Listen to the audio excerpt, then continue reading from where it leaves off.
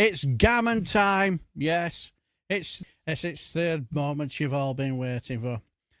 Because yes, we have.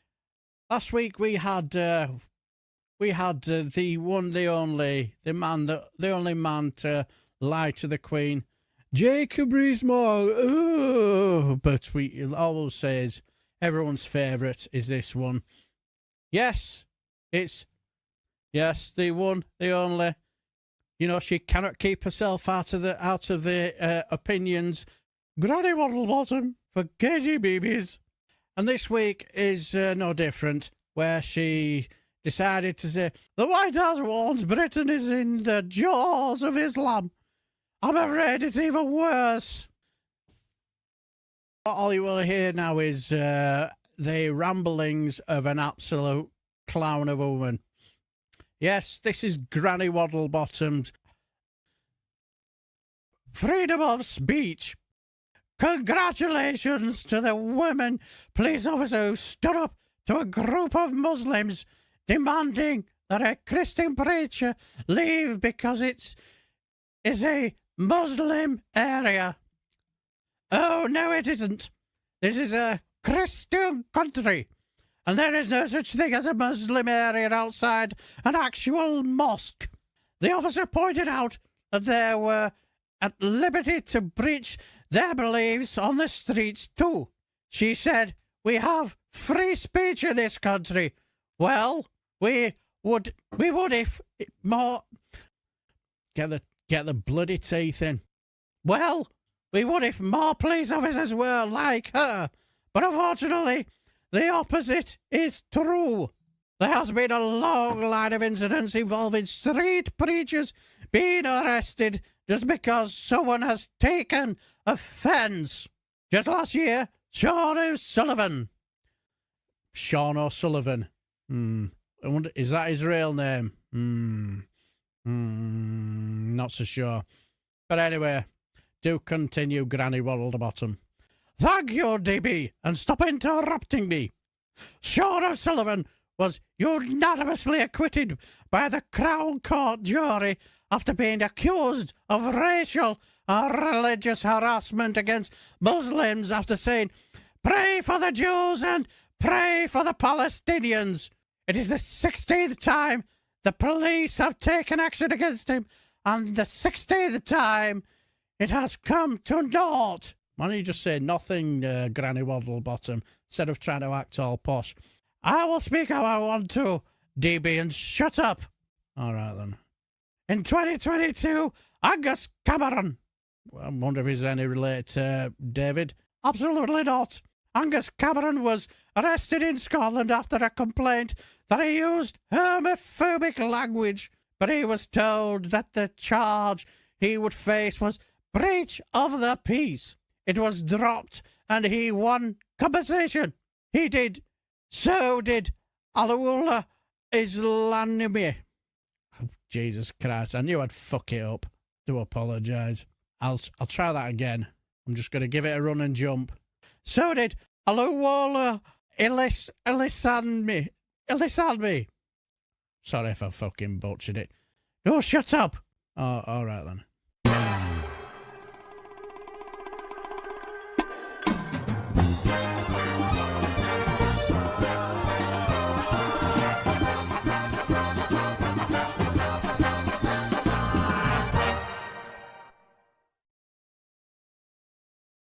I have sent Mr. Blase some of my very fragrant pantaloons for doing yet another impression of me. He's such a naughty man. I do hope that my beloved, hunky, handsome scouseboy Graham from the Power to the People channel is watching, and if not, please give him a big wet. Sloppy Frenchie from me. Oh, how I adore him, but he always spurned my advances. Maybe one day I shall break down his defences, and we shall run off into the sunset together. Do you think that I, Granny Waddlebottom, should retire from Gammon News and from the live stream comments? Please let me know in both the live stream comments section for this stream and in the video comments section by leaving a yes or no, Granny.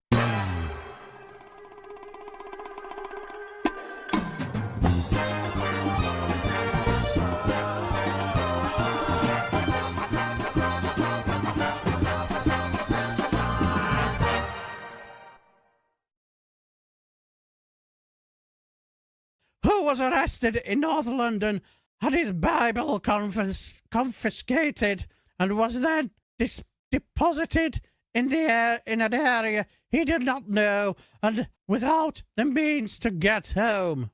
These are but a few examples of what looks like a concerted attempt on the part of the police to criminalise Christian preaching, and a particularly egregious one is now very much in the news. Pastor Day Moodley. Who's that? Pastor Day Moodley was detained in Bristol last year for commenting on Islam and gender ideology. His bail conditions stipulated that he must not go into the centre of Bristol. I mean, noticed they had to get the jihad sign out, you know, not like scaring people there, Granny Waddlebottom. Well, don't shut up, DB. Moodley has a long history of clashes with the police, and in 2021 was banned from commenting on any faith except Christianity. The case has stirred interest in the White House as the Trump administration fears that Britain is losing its tradition of free speech. They are behind the times. We lost it long ago. So what you're saying, Granny Waddlebottom, is that you are saying you are using your freedom of speech to complain about losing our freedom of speech in a crappy article for KGBs. Yes, and stop interrupting. I am upset and offended if someone says that Christ was not the Son of God, but there are no circumstances on earth which would persuade me that it should be illegal to express that view in public and through a megaphone in any town square. If I were to see Dawkins up a ladder haranguing the passers by the cause of atheism, there is an image. Now there's an image to conjure with. Yes, exactly. There is an image to conjure with. Then I would defend it to the hilt. His right to be there, even if I crossed the road and crossed my legs in the process. Cross your legs? No, and crossed myself in the process. Whatever that does mean. I have no idea. But anyway, do continue, Granny Waddlebottom. Anyone should be free to speak, from Holocaust deniers to flat earthers. The one is about as intelligent and sustainable as the other. From fascists to Stalinists, from male supremacists to rampant women's libbers. Just as long as they do not incite violence, proclaiming that the boat invaders should not be accommodated in hotels is one thing, but incitement to burn down those hotels is quite another. Most of us can tell the difference, and it is time the police learned that too. So you're basically saying that they were right to jail Lucy Connolly. No, of course not. She was on our side, you silly clown. And stop interrupting, or I will send you my bloomers and my dentures in the post as punishment, DB. All right, then. But I thank you. Yes, that was Granny Waddlebottom and her insane rantings about whatever.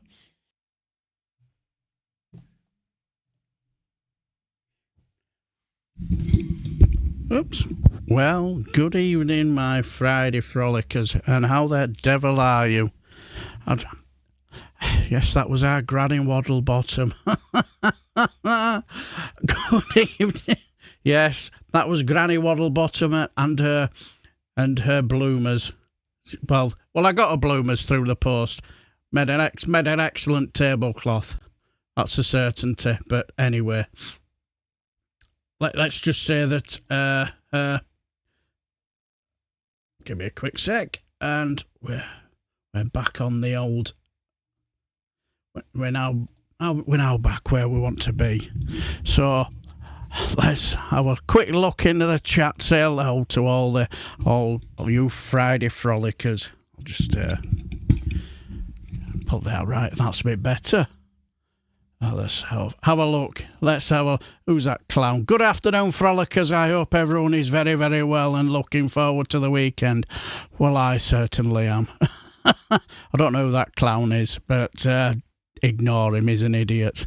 But hello, Billy Kershaw, how are you? Big Friday Witchy at 1, Reagan at 3, Frolic at 5, and Aid at 7:30, etc. Yes, an action-packed Friday night for you all. And yes, and I thoroughly enjoyed... I'll turn it down a little bit. I thoroughly enjoyed both Witchy Goth's live stream and also Reagan Elite's live stream as well, and happy anniversary. And I will just get that thing out of me here. Please like and subscribe to their channels. And I'm not sure if I've put them in the description box. If I am, I'll do it after. So no problem. So if not, I'm pretty sure one of my moderators will put their channels in the chat for you to go follow. So, but yes, good evening, Billy Kershaw. How are you? And hello, Deli. Deli Bar? Is that how it is? Deli Bar? My pins are not what they used to be. Need to go to Specsavers soon. I love the thumbnail. Yeah, I love the thumbnail as well. That made me chuckle. I just couldn't resist. And hello, James Brown. Yes, restored Britain treatment. Yes, you're not wrong there. And hello, Shatner's son. How are you? After his little snub last week, I think Farage is more Trump's woodle than his poodle. Yes. And hello, the two Davies. If you've not subscribed to the two Davies, please do. Hello, David McGuinness. Hello, how are you, my friend? And from Costa del Lancashire. Yeah, I just had to double check because no me, I'll have misspelling and been saying Lancashire when it could have been saying Lanarkshire. So, but hello to Davis, and yes, good afternoon, David Dunford. Also, please go like and subscribe to the two Davis. They do brilliantly. And hello, Helmhurst. How are you, my friend? And good evening to my lovely daughter. Hello, peeps. No doubt you'll be looking forward to tomorrow. Because let's just say, me and my daughter are our eldest, and I think it's just our eldest. Well, our youngest lad could possibly be with us. We're having a bit of a family time where we could be heading off to one or two drinking establishments. There's a nice, lovely little micro bar just round the corner from where we live, where they're doing an absolute gorgeous pint of Peretti. So I'll be looking forward to that. So, also, did you enjoy your little excursion to your group today? And also, can we have a big round of applause and a big like and a subscribe for Sir Larry the Cat for that fantastic bit of creativity we did there. It was just a shame that the impression wasn't up to scratch. But other than that, that was absolutely top bollocks with that. Cheers for that, Sir Larry. Also, please like and subscribe to his channel. And I won't be too long. He's just started. Yeah. See, the thing is, what threw me, I thought, well, I looked at my clock. I thought, there's a good 6-7 minutes. I'll go downstairs, sort out myself a hot water bottle for my foot, because I don't have the best of circulation in my right foot. And I was looking at the clock, and I thought, it's getting a bit close. And it said, it's near 5, just about a minute or two before 5 o'clock. I thought, yeah, just in time. I looked at me clock here, and it was about 3 minutes past 5. I thought, what the bloody hell? What the bloody hell?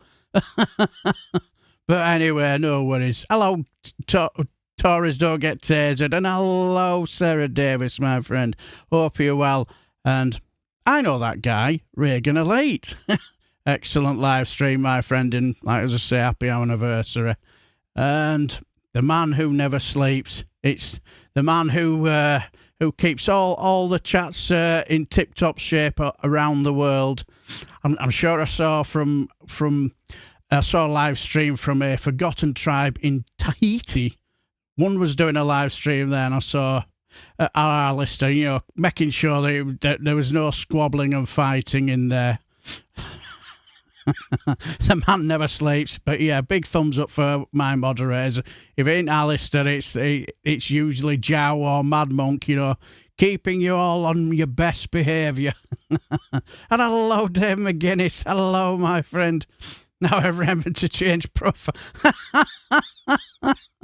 Yes. Well, as I say, if you're not subscribed to the Two Davies, whether it's Reagan and Reagan Elite, Sir Larry the Cat, and even Jow as well, he has his own channel. Please do. So, because they do an excellent live stream, do the Two Davies. Two Davies could do all things political from a Scottish perspective, and if you're lucky, you'll get to see the Professor Dave McGuinness in full flow with a majestic rant, and we all love a good rant, don't we, my friends? And yes, exactly, Sir Larry. I'll do Professor McGuinness. Hello, Counter Kev. Is it rather Heidi Hyatt, everybody from rainy Manchester? Well, it is Manchester. What do you expect? Also, did you get to see the speech by Heather Spencer? Well, her maiden speech yesterday. Well, she did very, very well. Hello, Lost Missionary. How are you, my friend? And no worries, person impersonator. You know, you stay and as long as you want and go whenever you want. It's not a problem. Just good to see you, my friend. And hello, Ellie Butterfly Effect. Hope you're well, my friend. And speak of the devil, another one of my fantastic moderators, Mad Monk. Give them a massive thumbs up, because I can't do this show without them. Yes, Counter Kev, and there's personally, I think we're getting to the near the end. We're near the end. Hello, Mandy. Hello, how are you, my friend? Hope you're very, very well, and good to see you. Gonna have to turn this down a little bit because I noticed it was starting to peak a little bit. I wonder if it's my volume on my laptop. I'll have a look later on. And elbows up. We have Commander Ollyman. How are you, my friend? Good to see you. And also, if you're not subscribed to the Bin podcast, please do. They do some fantastic stuff. Good to see you. How's things over in lovely Canada, my friend? And hello, Steve Binning. How are you, my friend? Good to see you. And I think we're reaching near the end. We're nearly there. I'll still be in the chat, but I'll be having a good shower. Seriously, I can't wait for I bet you can't. Just go easy on the whiskey. Don't have too many doubles. You don't want to peak too soon. But I'm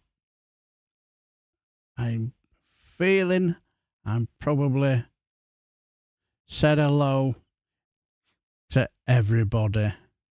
And I think just in the last minute, the one, the only, Granny Waddlebottom's love of her life. It's the power to the people, Graham Price. If you're not subscribed to Graham Price's channel, please do. If you're ever in need of another moderator, I'll be happy to step up, mate. I think you're okay for now, though. Well, yeah. You can never have enough moderators. That's what I always say. But anyway, good to see you, my friend.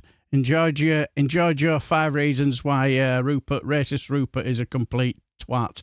And hello, Wake Up and Smell the Rosemaries and Ben Shaw. Hope you're well, my friends. Good to see you. I've not been this week due to big fire in Glasgow. My team have been so run off their feet. I missed the Wednesday night club with my brothers, but they understand. I hope, yes. I'm sure they do, my friend. And we have lost Messionary as well as Cymru. How are you, my friend? Good to see you. Have you've been in Glasgow? Sounds like it's a fucking horrific. I can. Hello, Indie Duck Mel, and hello to the one and the only, the wonderful Witchy Goth. How are you, my friend? Excellent live stream, my friend. I'm sure I miss someone. I apologise. It was been a very busy day. No worries. No worries, Witchy Goth. How are you, my friend? And excellent live stream. Thoroughly enjoyed it. All good fun. Right. Less of my inane ramblings and rantings. Let's get on with a Friday frolic. I don't think there's anybody who never watched this show before, but, you know, as I say, just which sort of stuff where we just chill out, don't take things too seriously, and don't let whatever's happening in the world get us down. Where we just basically have a good giggle and a laugh at bit of this week's politics in a funny, different way. But like as I say, I bet you didn't know that I had found this new game last week. It was a new game that was out last week, and it's, let's just say that you remember when you used to get them games where you'd have them little plastic thing where you'd move the little slots about to reveal a picture. Well, it's not like squares. Well, all I will say is that, hello, Saz, how are you? No worries, you lurk and listen for as long as you want. But let's just say that, you know, you move it and they would reveal a picture. Well, I've just discovered this new game called Select All Squares with Traitors. And this one was quite an easy one, as you can see. Yes, that was quite an easy one. It took me 2 minutes to sort that out, and yes, it was Nigel Farage. I wonder why it was Nigel Farage. Yes. Yes, because last week our traitor to this country hopped it over to America to try and get an audience with the love of his life, the orange mango Mussolini. And yes, let's just say, and hello Sheffield Steve, I call you vid on Kamikaze Runner after PMQs again. She really thought she won the argument again, didn't she? She's fucking clueless. Yeah, she is. She's an idiot. And hello Flummox, how are you? I've heard on the Rubicon Cube that must be a Ribbit Cube. Yes. But yes, he hopped it over to America to try and get an audience with our Mango Mussolini. So yes, that's a little bit of the topic of this show, where we take the piss out of him. So yes, that's what he did. He hopped it onto a plane, and now, as luck would have it, we have a Friday frolic. We have a Friday frolic exclusive. One of our eagle-eyed photographers managed to snap this world exclusive picture of him managing to have a romantic McDonald's Happy Meal with the love of his life. Now, being all romantic as we are, so I want to say 1, 2, 3. Oh, isn't that lovely? Yes, there he is. There he is, eating his Happy Meal, desperate to catch the eye of the love of his life. And hello, Paul Fletcher. How are you, my friend? Desperate to catch the eye of the love of his life. As God told your name's not down, you're not coming in. So, but he managed to get it. They managed to find a seat for him, so he could eat his dinner. So he couldn't spill his any tomato sauce from his Happy Meal all over his dinner. Hello, Davinder Singh. How are you? He spends more time in USA than his own constituency. You're not wrong there, my friend. Yes, he had a romantic meal with the love of his life. That's yeah, exactly. Exactly. Graham, brilliant. Did he play in the ball pit? Well, as you might think, he could possibly might have done. You're not wrong, Viper. He's not Alistair. He's not been in Clacton, not at all. Guess who's not coming to dinner?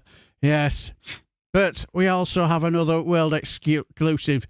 He did do his absolute level best to catch the eye of the love of his life, and all I will say is, those with a nervous disposition or do not have a strong stomach, I suggest you look away, because he did his absolute level best to catch the eye of the love of his life. So much so, he really, really went to town. Sorry if you've got a dodgy stomach, or if you're a bit delicate today, that might be a bit too much for you. But yes, he did his absolute level best to catch the eye of the love of his life. Hello, cousin. How are you? Yes, that's what he did. He just sort of like showed a little leg, you could say, in his desperate attempt to catch his eye, and in the end, it managed to do it. Look at him there. Looks so happy. I'm sorry, cousin. But yes, he looks so happy. Stay out of those clothes. Yes, I might have to. Yes. Hello, Captain Bart Roberts. How are you past the bleach matron? He's far too old for the tangerine. Yeah, far too old. But yes, but he'll probably have that picture of him and Donny on the side of his bed. That his wife bought. Obviously. And where's the bleach? I need a pint or two. Yeah, you're not wrong. But he did manage to get a little bit of a video clip with the love of his life. Look at the smile on his face. That's a smile the size of Bournemouth. He looks well happy. Oh, he got some attention from the Arcankles McTaco tits. Yes, he looks well happy. Okay, folks, let's see how long before we get a Friday Frolic glitch. It's a Friday without the glitch, and also, Mad Monk, it's Friday the 13th, so bound to something's going to badly go wrong. Well, I took no chances. The last time I had a problem with the internet, it was because I didn't restart it. Now, what I usually do is I usually restart my the internet before I do my live streams, just to be on the safe side, and I did it today. There was no way I was going to let that pass. Yes, me. That poodle looks a bit tapped. You're not wrong, but look at that face. He looks well happy.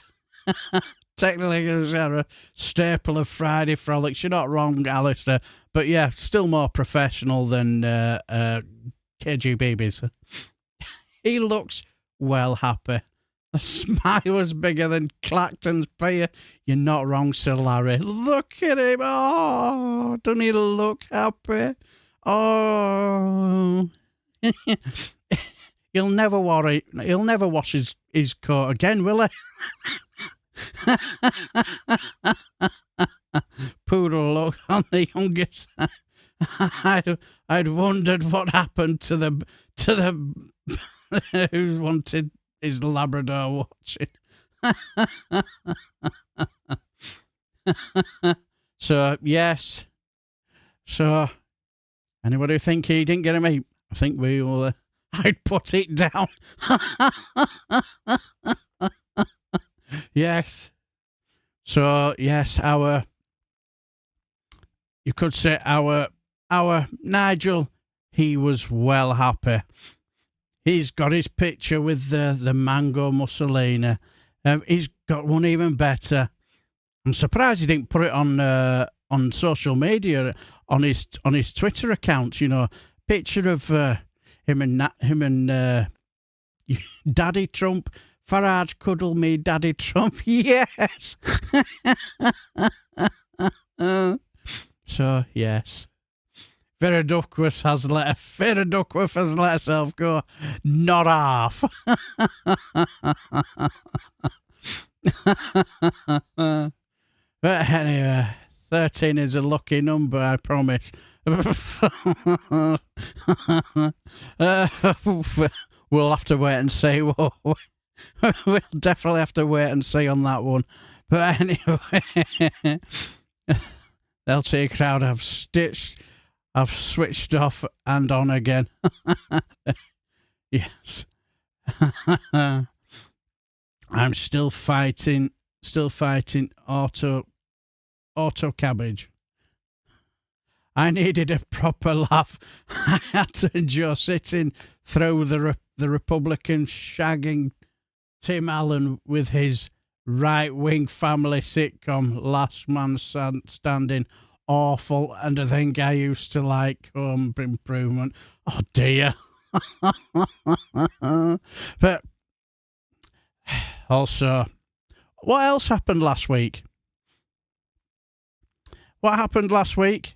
Yes, it was a very, very important day, and not forgotten about on this Friday Frolic show. It was International Women's Day, so as luck would have it, we have a very special message to welcome to show that show our appreciation for the international women, where, well, let's just say we have you could say a wonderful, timely message to show our appreciation. Take it away. Women have told everyone to just fuck off.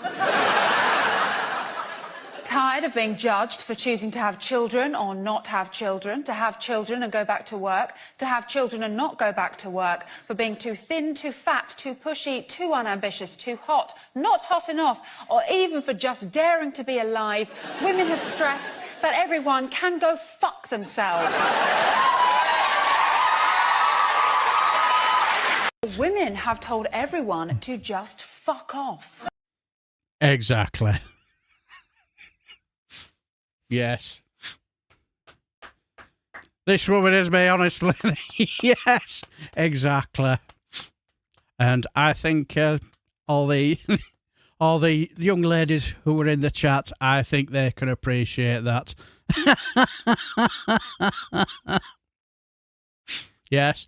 All I will say is happy belated International Women's Day. Exactly, Regan Elite. Well said.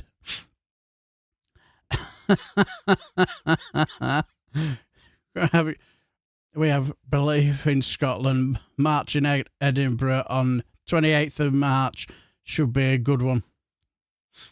If it had been anywhere near May, we'd have been anywhere near it.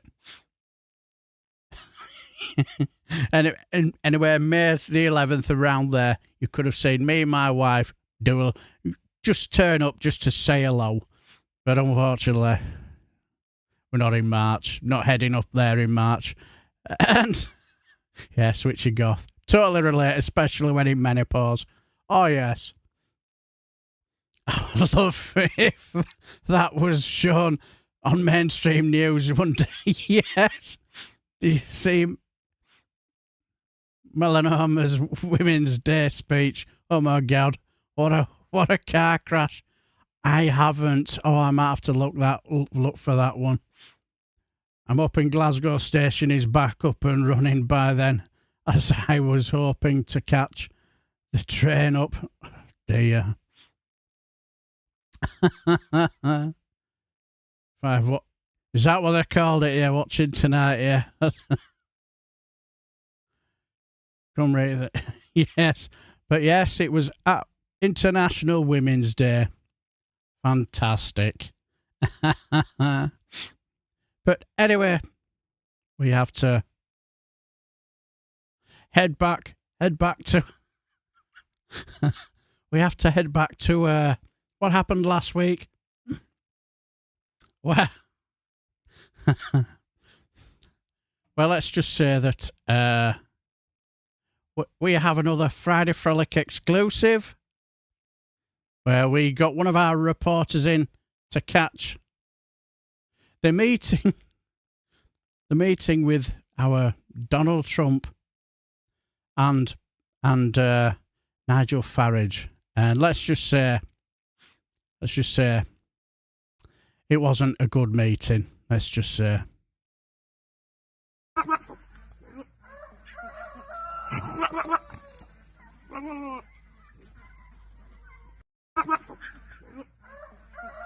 Yes, there's Nigel trying to catch his attention.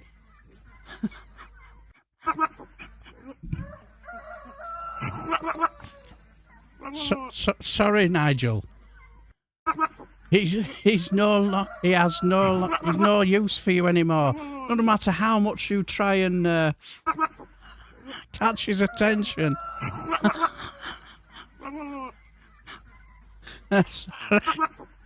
Yes. Doesn't matter what he does. He's not going to catch his attention. I don't care what you do, Nigel. He's transactional. He has no use for you anyway. Milana's gone straight to video, I've heard. Ah, yes. That DVD Milana will be, yes, bargain bucket in HMV. It most certainly will.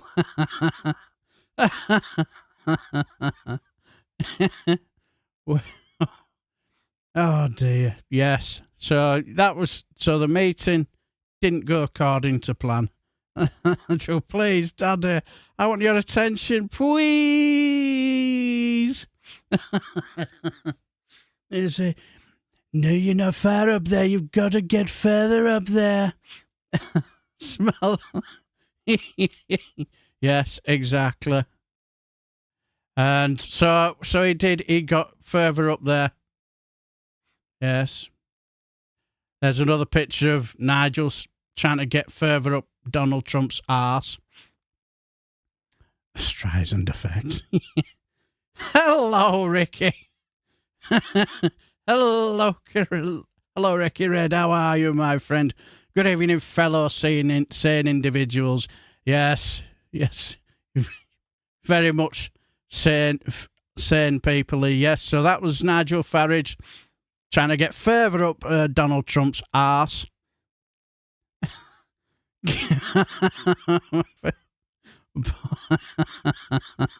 Okay, quick update. High-level trains in Glasgow Central will not be up and running till the damaged buildings in Union Street and Gordon Street are demolished. Could be a few weeks. Oh dear.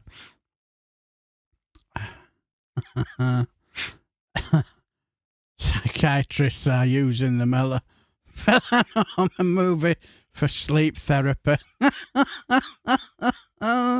So yes, this is further Friday Frolic photos of the meeting with Nigel Farage and Donald Trump. So it doesn't seem to be going too well for him, does it? Well, I just say he did eventually get his picture taken with him. There you go, conclusive proof. Our poodle got his photo with the love of his life. I can imagine that'll be shrined inside of his bed in his home that his wife apparently bought. Straight up. Anyone else seen the car crash of Pete Mines a Pint Exeth? I haven't. I've heard a little something about it. I will have a look later on. So yes, Gorton lad here, by the way. I voted for Hannah. Did you see her maiden speech yesterday, Ricky? I thought she did very, very well. Very well. I thought she did brilliantly, and you could see her speaking with pride. You know, when it came to International Women's Day, all the girls dressed up with the spanners, were dressed up like to go to school. You could tell that really, really, really give her a lump in the throat. Yeah, she did very, very well, and I think she will. I think she'll do well, and don't be surprised there'll be a few more following her, because I think most people they can relate more to hope than fear, don't they? Yeah, you phoning Granny Power. I don't think. Yes, she did, Mandy. She did a lovely speech, lovely, fantastic speech, and Nigel Farage went to an airbase and was told to get lost. He went to USA and was ignored. When will Nigel Farage get the hint? Yes. Strange you may say this, but we also have photographic evidence of that later on. But anyway, I don't know how well this will pick up, but let's just say that this was quite funny. Did anybody see this? You know, Irish comedian Vittorio Angelone. Sorry if I butchered that. Where he gave, you could say, our Poundland Penny a bit of a hard time. Now, I don't know how well this will go, but this is funny. Involved in the arts. Penny's always been such a supporter of disabled people. You're very supportive of the prosthetics industry. You were promoting on Twitter an arms fair in Saudi Arabia recently.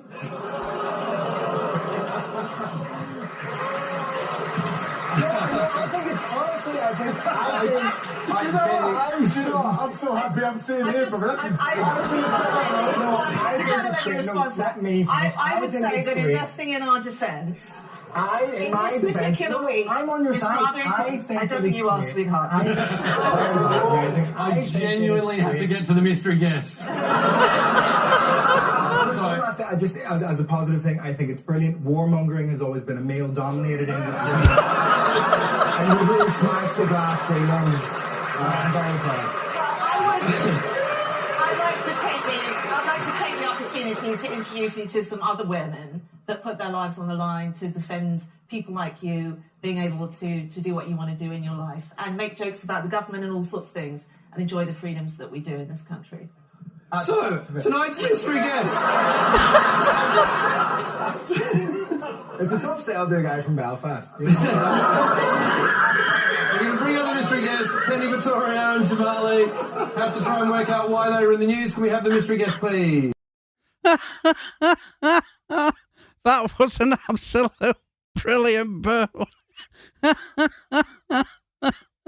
Yes. Oh, Penny for your thoughts. Exactly. Super. It's inferno. Dive, tell us what you really think was a dude. What did she expect going on the last leg? Yeah. I would say if you're a politician and let's be honest, Penny, she doesn't have a sense. She's not very funny, is she? Exactly, Cymru. The Irish always bring the crack. Yes, he's not a but you know, you just take it for what it is and don't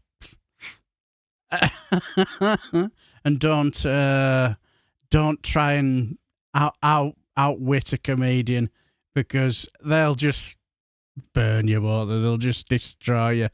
My brain is not there. Went to get my brace and took wrong bus twice, then wheeled wrong way. But I'm back now. Well, at least she got there. Stand up and fight. Yes. Did she fight? I have the video of Penny Morder's massive belly flop. But yes, she got absolutely burnt there. And sometimes you just go with it. Don't try to fight with comedian, because all of them will happen. They'll just tear into you even more. Just take it on the chin and just leave it there. Sir Larry Penny Voldemort. Yes. Abstract and obscurity will always win over in sincerity and seriousness. Yes. It most certainly will come, Ray. But yeah, I thought that was just so funny. The sword holder. Yes, old Poundland Penny got absolutely rinsed, didn't she? But yes. Right. I always do this, especially for my lovely daughter, because my daughter, she always loves the furry type of animals, and no better than watching furry dogs doing silly stuff. Colin loves Penny. Yes, he does. He certainly does. Don't you worry. We'll be seeing Colin later on. Don't you worry about that. But yes. Oops. Yes. I always do this because my daughter always loves the furry animals, and they do silly stuff. And not funnier than this. Take it away. Jetta out. Out! You like the... Oh! Oh, there's no top. No top.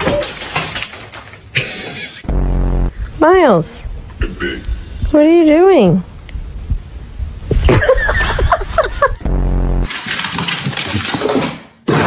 Hey! Where is it? Oh.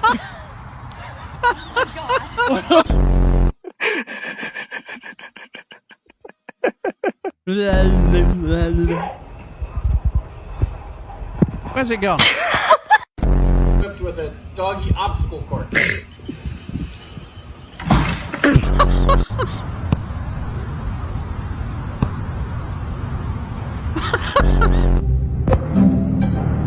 Oh, handsome devil. Miller, come on! Oh my God!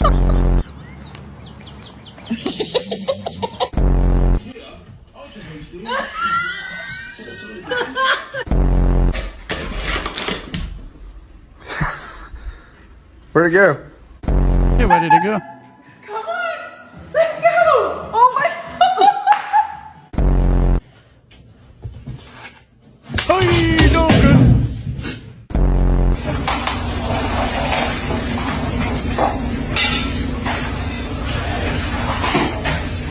We so needed one of these for our Pepper when she was young.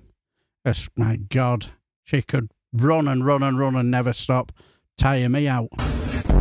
Stephen!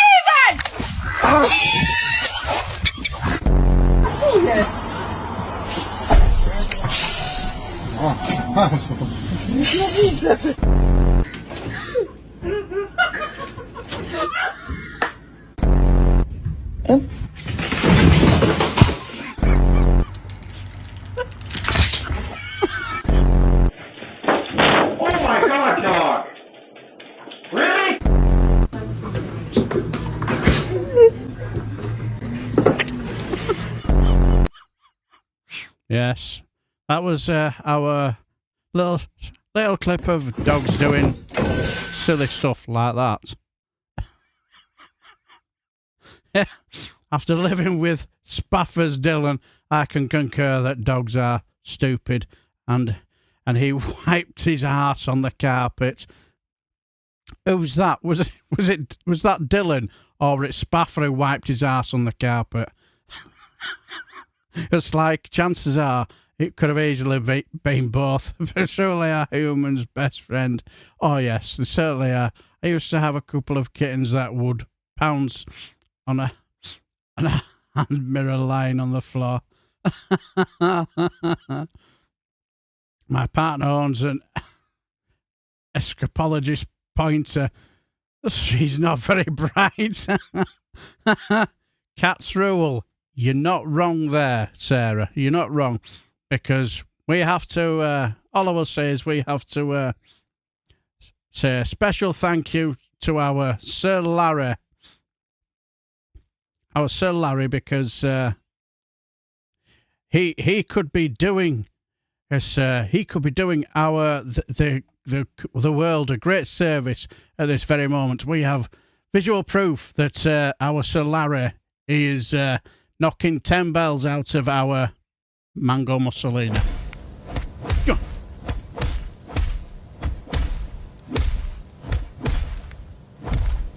Go. You go get him, Sir Larry.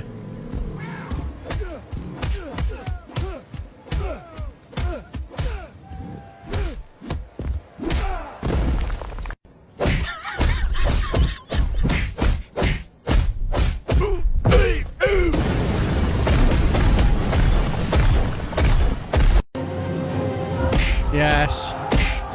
I've got to say, this is probably one of the most satisfying videos I've seen in a long time.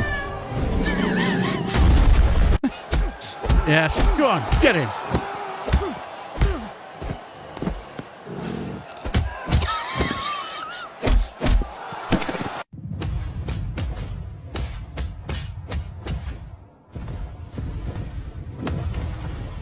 All I will say, Sir Larry, thank you for your service. Yes. While all the pooches are doing all the silly stuff like trying to kill themselves, our Sir Larry is doing his bit for king and country. 9 out of 10 cats agree. Yes, that's why Trump's always shitting himself. Yes, exactly. Yes. Yes, remember when he... Hello, Leapshin. How are you, my friend? You remember when he shit himself and then that bald eagle? You can imagine what... Yeah, exactly. You're welcome. Can you imagine if he'd have had Sir Larry sat next to him? Oh, I'd have proper well and truly filled up his nappy, wouldn't I? Now there's a twist. Trump's being grabbed by a pussy. Oh dear. Oh dear. But yes. But yes. How are we all doing tonight? I've only just woke up after I dozed off early this afternoon. Must have needed. You most certainly must have done. Yes. Yeah. Good evening, Leapshin. Hope you're well, my friend. Cats rule. Yes. Just out of interest, Witchy Goth, who rules your roost? Is it your cats or you? Something tells me it might be the cats. I don't know what, Don't know what tells me that, but I have a funny feeling it's the cats. Whatever the cats say goes. Hello, Tommy Lee Cadden. How are you? My comments are coming up on the feed. Well, I don't know why, because nothing I've been doing. The pussy fights back. Yes. So, but yes. Exactly, SG. Thank you for your service. Much appreciated. If there's ever anybody who needs a Nobel Peace Prize, yes, I thought so. Witchy Goth, the cats. Yes, I thought so. Yes, if anybody deserves a Nobel Peace Prize for services to sorting out the Mango Mussolini, it has to be you, Sir Larry.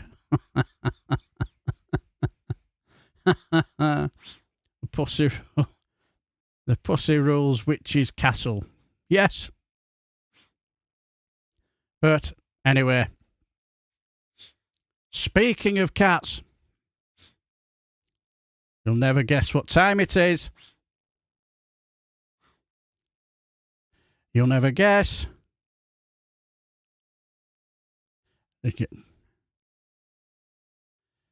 Let's see if I can get this to work. Yes, it's gammon time. And you never guess. Yes, it's our one and only Granny Waddlebottom. Did you know? Our Granny Waddlebottom, exactly, Sir Larry, gammon time. Did you know our Granny Waddlebottom has had a bit of a nasty accident? Yes, and Granny Waddlebottom was hospitalised following nasty fall while rescuing mouse. Yes. Don't keep us in suspense. Yes, yes, our Granny Waddlebottom, she was rushed to hospital after she injured herself while she rescued a mouse from a cat. The 78-year-old personality and was stuck in Newton Abbot Community Hospital last December because she could barely walk after she slipped on her bathroom mat and crashed down on the tiles. Crashed down on the tiles. That sounds a bit ominous, isn't it? Anne wrote in her latest column for Best Magazine, "Between Christmas and New Year, I had a fall on my bathroom tiles as I tried to rescue a mouse from my cat. Mice have no sense." Neither do reform supporters. Shut up, DB. Having found a place of refuge, instead of staying in it, they dart out again. No wonder cats find them so entertaining to pursue. Anyway, my visiting sister-in-law and I chased the wretched rodent around until we cornered it. But not before I had slipped on a mat and crashed down. I got up and put the mouse outside, and it ran gaily off. I did not. I'll start again. I got up and put the mouse outside. It ran gaily off. I did not. Just out of interest, if you just saw Graham Price in your bathroom, would you have let him outside? Certainly not. I'd have given him a nice big Frenchie. He makes my dentures dance. The next day, I could hardly walk. Eventually, I gave in. I went to A&E. The sayings, small is beautiful, and all the best things come in little packages, have largely held throughout my life. Of course, there are exceptions. I never did take to Nouvelle cuisine with its tiny heap of food sitting in the middle of the plate. looking pleased with himself because it was surrounded by some sauce grandly named as Cuis. Or is it Coos? I don't know. All sounds a bit French to me. But anyway, do continue, Granny Waddlebottom. Thank you. I can also remember muttering every day in my first flat, if only I had just one more room. With the NHS, however, small is beautiful, personal, and super efficient. And absolutely gutted after 14 years of Tory rule and gruel as well, Granny Waddlebottom. Don't be so impertinent, DB. It had been years since the Strictly Come Dancing 2010 contestant visited A&E and a former politician and now social media stalker of Power to the People, Graham Price, said, until this visit, my only experience of A&E was of a large London teaching hospital when I was making a documentary for television and of visiting the principal hospital in my constituency. Long queues, dunks. I think there's a spelling mistake there, Granny Waddlebottom. I don't know what dunks are. Do you mean drunks? Of course I meant drunks. Yes, long queues, drunks, harass staff, serious pressure. Anne's A&E trip last year was the opposite, and she lauded Newton Abbot Community Hospital staff for getting her examined, x-rayed, briefed, and discharged quickly. The Celebrity Big Brother 2018 runner-up said, I love Graham Price from the Power... No, she didn't say that. So, a big shout-out for Newton Abbot Community Hospital. There were all of 90 people waiting. The staff were relaxed, cheerful, and gave you the impression that they could listen to you all day. Well, probably not you, Granny Waddlebottom. Within 3 hours of arrival, I had been examined, x-rayed, briefed. You love that brief bit, don't you, Granny Waddlebottom? Of course. And discharged with all necessary information. It's just a crying shame I couldn't have been examined by the love of my life, Graham Price from Power to the People. Nothing was too much trouble. Nothing was rushed. It wouldn't have been rushed either if Graham had have examined me as well. Thank you, that was gammon time. Sorry, I couldn't resist. Yes, that was Granny Waddlebottom was outdone by a little mouse. Granny and discharge in the same sentence. Exactly. But let's...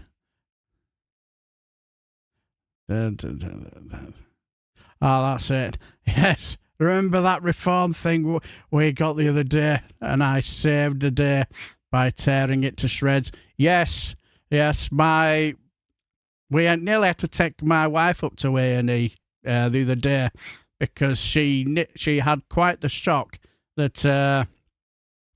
and all I will say is my wife, in the condition that she is, she's not really one for shocks. Well, she got a letter. She opened it up, named to us all. It had a reform leaflet in it, and let's just say she was not impressed. She was not a happy bunny. All I could hear are cries of distress. So I jumped up, thinking, "Do we have an intruder in the house? Do we have a burglar? Is there somebody threatening my family with life and limb and all that?" No, my wife was like that, with tweezers holding a reform leaflet. But as luck would have it, my daughter saved the day. She leapt at it like a gazelle, jumped on it, wrestled it to the ground, got it into a headlock, scribbled it on the floor, stamped on it, kicked it around, and then she picked it up like a good and brave one and ripped it all up.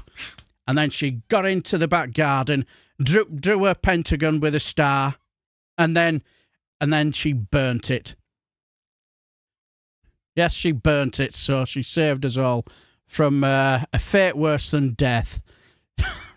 No, we weren't held hostage by a masked gunman. No, we was nearly suffered a fate worse than death with a reform leaflet. So yes, getting Waddlebottom overload now. Sorry about that, Counter Kev. I hope the mouse didn't bite her. It could be fatal. Yes. Poor Sado Nige, yes. I feel no sympathy at all. Hello, JD, how are you? Oh, shit. I see your problem, Tommy. I saw your comment coming up on the chat with the daily. But, yes. Yes. Granny would love to save you, Grape. She put sauce on the bag. Yes. And then you missed a glorious opportunity if there was a return envelope that with that reform letter, 100 grams the limit, and the company has to pay for the excess weight. Fill it with shit. The only trouble is the envelope was damaged, unfortunately, when opening, because my wife wasn't sure what it was. She's not only barking up the wrong tree, she's in the wrong forest, on the wrong island. How the fuck do you get a 30-hour breast? Oh dear. Wife's afraid of my stomach. Yes. I notice if does it with those of us who have spicy humour, we're being relegated from view, not the creator, but by YouTube itself. Proper. Is that what's happening? Is this an audition for one of the mice on Bagpuss? Yes. Reform leaflets make me very, very angry. Well, I didn't get the chance to let it make me angry because my daughter saved the day. Now I know why that one magpie made his presence from today. But my comment with twat gets past. YouTube is very inconsistent. It most certainly is. Wow, excellent. See, 50 watching. Wow. Oh, nice one. 50, that's not bad. I'm happy with that. That's those who've clicked the like buttons. So, yes, please do that, especially for my moderators. They do sterling work for me. The YouTube chat has been having issues for a good month or so, where its odd YouTube chat is doing the tech fails for you this Friday. You're not wrong. Heading off now. Oh, great show and fun chat. Take care, Witchy Goth. Have a lovely evening and take care, my friend. And thanks for stopping by. Also, excellent chat. And if you're not subscribed to Witchy Goth, she does some excellent stuff. Please do. She's absolutely brilliant. Cheers for that, comrade. Yeah, give that like button a cheeky tickle. I don't think I've received a refund campaign leaflet. Lucky for them. Yes. I'm trying to remember about the campaign we used a Tory party free post and sent them house bricks.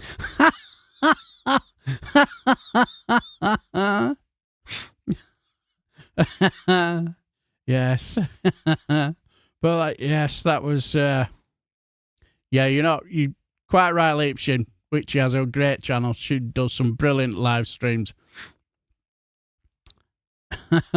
But yes, that's what happened to us. Nearly had a fate worse than death.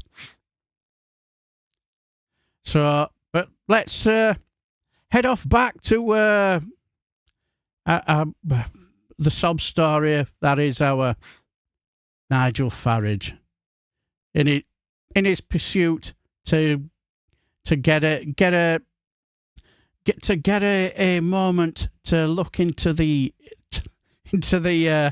eyes of the love of his life. He switched on to different tactics. Yes, he put on a disguise. Yes, he thought if I look a bit younger, I might grab his attention. Didn't seem to work though. Yes. Yes, didn't quite work. So then headed off to the airport as well. See if he could get to meet his hero. Look at him, he's there on the Trump plane trying to get an audience with our with our Donald Trump.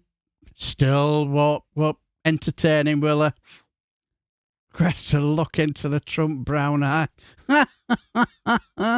Yes, still not working for him. Cannot get an audience with I'm sorry, Leapshin.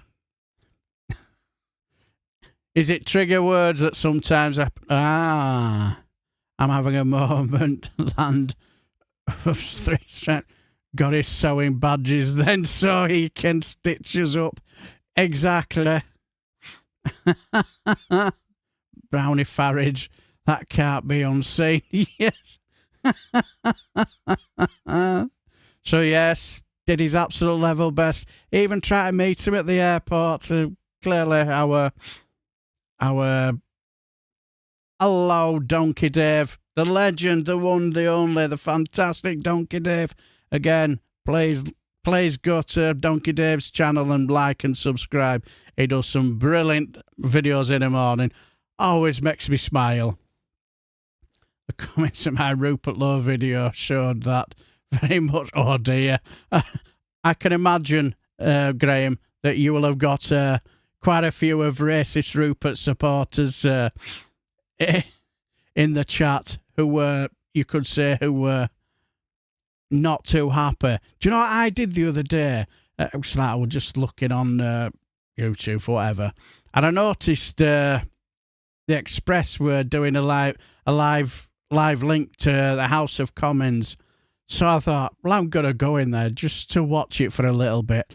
My God, they don't half attract the nutters. Oh, they attract the racist Rupert fans in there. They are absolutely nuts. I was, well, you know me, my juvenile sense of humour. I couldn't help but, wind them up. I wound up a couple of 30p Lee fans as well. They actually believe that our racist Rupert is doing fantastic sterling work in the House of Commons and in the Public Accounts Committee. Oh yes, proper winding them up. Yeah. So much so they were trying to get me banned from the chat, banned from the live stream. So they weren't impressed. I'm proper winding them up. So all I will say is, if you love a good laugh, you should watch the Express House of Commons live stream. Hilarious. They're absolutely off the scale, or off the wall, should I say, bonkers in there. There's one guy in there, every so often he'll do about 20 messages of vote restore, vote restore, vote restore, vote restore, vote restore, vote restore. Yes.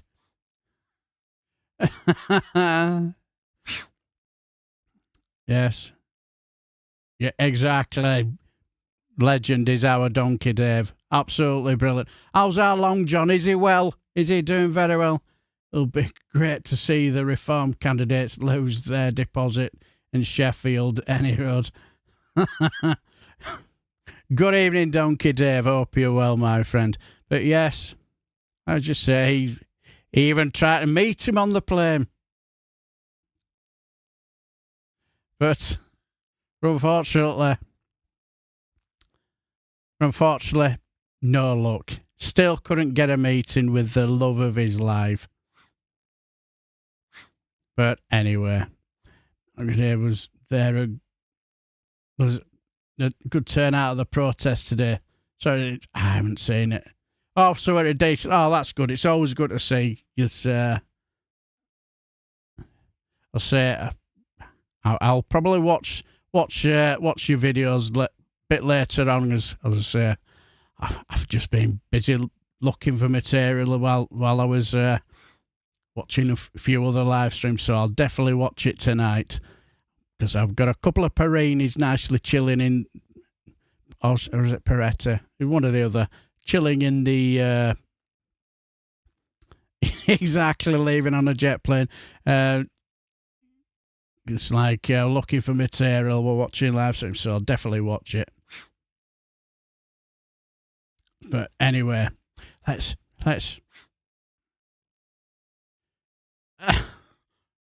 Farage desperately wants Trump to play hide the name mushroom with him. Oh, Jesus. Oh dear. But anyway, one thing we always do enjoy is watching two superior minds getting together, basically trying to put the world to right, put the world to right, and and show that what they need to do to put the world to right. Unfortunately, this is the wrong channel for that.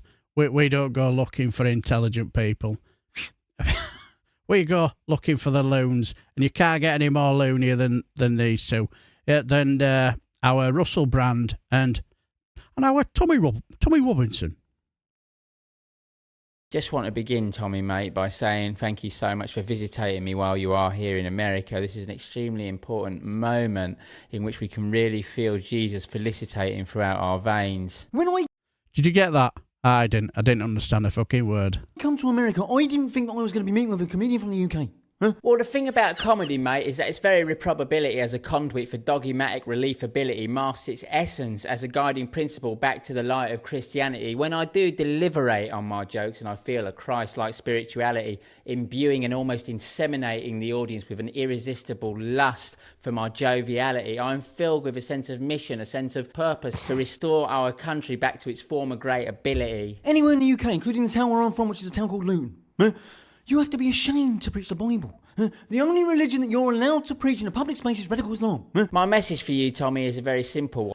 Sorry, button. I will definitely go look for it, Sheffield Steve. I will certainly definitely go look for it. Mate, and it can probably best be explicated through the use of a question. As you sit before me, feeling my spiritual presence, whether you are or able to believe it or not, do you agree that you would envision me as the comedic incarnation of Jesus Christ himself? I'd say about 40% of the time. And herein lies the beautiful message of our beautiful scripture, upon which I will now wanctificate at your pleasure, Tommy. And Lord, before I do, please allow me this opportunity to express my gratification and gratitude for this blessing and this moment with Tommy Robinson.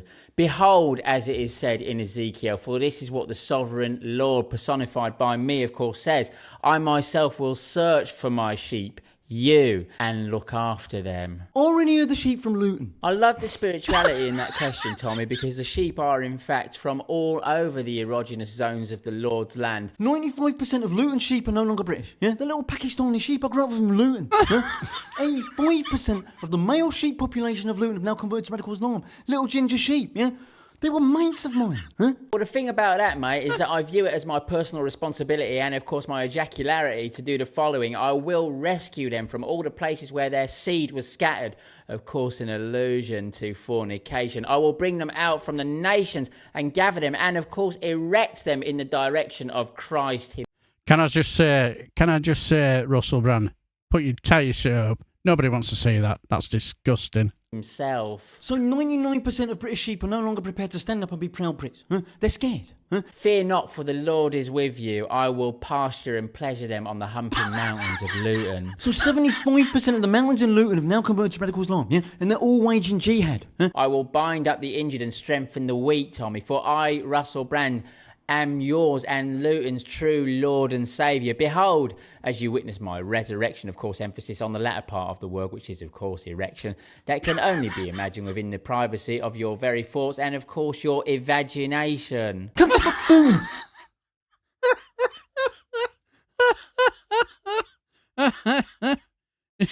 Is that right, Captain Bart Roberts? I worked at Luton Hospital. It's very white. Well, as luck would have it, we do have a part 2. And let's just say, there's clearly our Tommy 10 Names has a problem with our Russell Brand's sexuality. Tommy Robinson, will you be so gracious as to enjoin me in submitting a prayer to our Lord and Saviour on behalf of the town of Grays, Essex, from whence the Lord personally gave birth to me? Can we also pray for Luton? Affirmative, Tommy. Let us join hands and close our eyes as we appeal to our Lord and Saviour in prayer. Lord, please do have mercy on Tommy Robinson in his righteous quest to liberate Luton from its sodomification that has beplagued it. Wisdomise him and do forgive all those who trespass upon. Clearly our Tommy 10 Names has just done a line. He's been chasing the dragon, I suppose you could say, with all that sniffing. Luton. Amen. Amen. Lord, we come together today in a spirit of unity on behalf of Grays, Essex. I beseech you to forgive me, accept my plea, for I have sinnified, particularly on the occasion when I had a bath with an homeless fella and wanked off a geezer in a Soho toilet. You wanked off a geezer? By God's grace, with both of these hands actually, particularly the right hand on account of agility and dexterity. Who'd you wank off? I can't remember his name. I think it was Alfred. He was a lovely fella. So was the toilet in Soho. I bump into him now and again on Dean Street. Is he serious right now? Well, this is my point, mate. All of us have committed significations over the years. None of us is perfect. But you prostituted yourself out? I suppose so. To a man? To one of God's beautiful creatures. In a Soho toilet? Huh? It was for a television show, mate. I think it was called Wanky Wanky. First thing I'm going to do when I get out of here is tweet it. Huh? It was not enjoyable, mate. At no point did I derive any pleasurisation from it. But you still tossed off a fella. You've got to let that go, mate. What I really want to know, and this is the most important part of the conversation... How much did they pay you for wanking off a geezer? I don't remember, mate. Can we please get back to our voluptuous prayer so that we may be engirdled by the caressing and delectable fluids of our Lord? Have you ever wanked off any of the little Luton sheep? Those little converts, little jihadists? No, mate, and stop taking things out of context. I don't know why you can't let this go. It's all out there on television. I've got enough stresses in my life at the moment. I don't need you to add to the wank-tagonisation of it. I'm the other one that wanked off a geezer, mate. Huh? You're never welcome in Luton. Oh, that was brilliant. I have to say, I love the way he got the Tommy mannerisms absolutely spot on, didn't he? Brands from Grays, that explains a great deal. Oh, I've lost me. I hope to God not too seriously there. So, the bit where he meets the flower pot man. Oh, yes. Oh, yes. But, Tommy doing... Yes. Brand would do a frog if it stopped hopping. Oh, I can imagine he will have done a sodomification now. Epic. Now that was Rupert Lowe chasing Charity Rowers in oh wait, different kind of dragon. Yeah, you're not wrong. Whereabouts Tommy Robinson from again? Is it Brentford? I mean, I have no idea. Wanktification links for those guys, please, Timmy. Well, I'm not sure how. I'll send you it in Discord, Sir Larry. Not a problem. But that was just so funny. Oh, that made me chuckle. Is it? Hello, Tone. How are you, my friend? Bedford, yes. Yes, of course. But, oh, dear. But I love how he does them impressions, because he does them incredibly well, doesn't he? Is it because he does some really tough one? He does the Piers Morgan one, and he does the and he does what you call him, Tucker Carlson, and there's probably other ones as well. Thought Brentford's famous for nylons. Last time I went to Brentford, they had a kebab house to die for. Me and my mate got a kebab to die for. Oh, it's sort of like made up for the 2-0 defeat we had, and we thought maybe we'll go one at pubs on either corner of the ground after. No such luck, wouldn't let us in. So me and my mate sort of like stood up and he followed his nose, and we said, that smells nice. And we said, can we have a kebab? And then guy behind the counter said, everything on it? And I went, yeah, go on, throw yourself on it, get everything on it. It was fucking like that. So we're heading back to coach. You know, kebab looking like laces, you know, just swallowed a trainer or something with laces dangling outside of his mouth. And all you can hear was, I'll probably said this story, but where the fucking hell have you two been? All you can hear,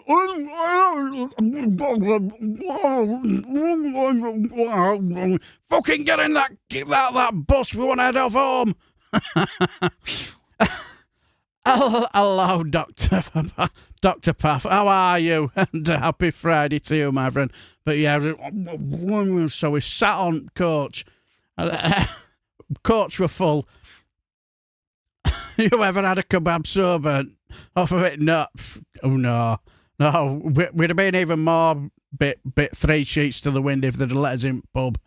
But you know, we were sat on coach, and we had a friend called James Greenwood, and lovely lad. He works at place I used to work, and me and my mate looked around, and you know when you can feel eyes burning into you, you know, and look around, and there's James side of us, you know, salivating. I said, where the fuck did you get that from? That's all you could hear from us as we're absolutely tearing into it. Charlie says, never get into car with strangers. But yeah, that's what it. So every time anybody mentions Brentford, especially with me and my mate, we just look at each other and go, oh yes, oh yeah, that curry, that kebab, oh, to die for. And my wife would go, oh, you two shut up about that fucking kebab. I watched a few minutes of Yaxley Lennon McCartney on Roseanne Barr's podcast, Verbal Diarrhea Overload. I can well imagine. Oh, no, not for me. Yeah, an early Small Faces album. Small Faces are a good friend of mine lent me an album of theirs. Charlie says, get your foot off my head immediately. But anyway, now we've had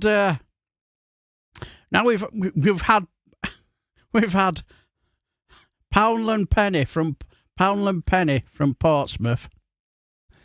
Now we're going to have Colin from Portsmouth, where he's proper got his tinfoil hat on. Colin from Portsmouth is on the line. Hello, Colin. It's war, Anthony. I've seen my fair share of them on the telly. We all know who's behind it. Well, it's pretty clear, isn't it, Colin? It's a very... The carbon neutral lobby. Sorry, what? The carbon neutral lobby's behind the war? Yeah. Yeah, they've been meddling behind the scenes, Right. convincing America and Israel to do a war they didn't want to do, and now oil's $100 a barrel. I'm not sure there was a plan, Colin. I don't think it's that deep. Of course there was a plan. It was all the green lobbies. Wake up, mate.